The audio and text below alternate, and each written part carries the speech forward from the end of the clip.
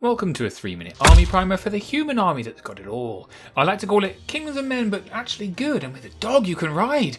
It's the League of Rhordia. Who's a good boy then? Who is it? It's you? Yes it is. Who's a good boy? League of Rhordia is a loose collection of humans and halflings joined together for the good of the Shires or something like that. They have everything that regular humans have, but also harder hitting cavalry, great ranged options, superb infantry, a war shrine, and flying arrows. Wow! All of which, as they are benchmarked against the regular grunt, makes them super points efficient. So let's check out the army archetypes. Rhordia have all the ability to grind that a Kingdoms of Men list do, thanks to cheap infantry as well as phalanx and ensnare options are plenty, but on top of that they get rallying from the war shrine, which makes them really annoyingly hard to shift. But it's with mixed arms lists where Rhordia become truly indomitable. Volley guns, flying wizards, mounted scouts, hell even stealthy archers if you fancy it, they're all great ranged options that back up durable infantry and truly devastating cavalry. And if you watch a few of these you'll realise that if you can do devastating mixed arms you can happily forego the bit that punches for more of the stuff that shoots, and by god it's annoying.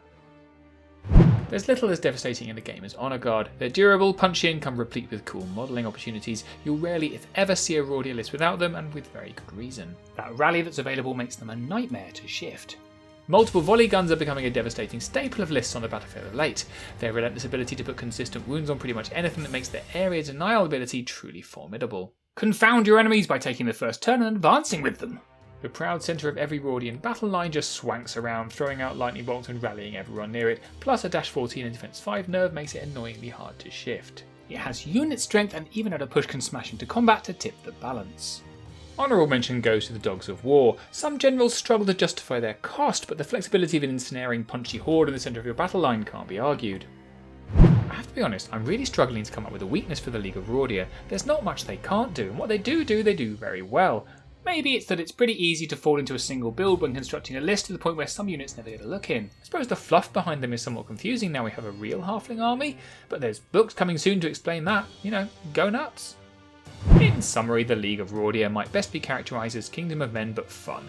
They can put some really devastating combinations on the battlefield, and I find their lack of popularity frankly confusing. Their flexibility means they get a nice easy 2 out of 5 for newbie difficulty rating.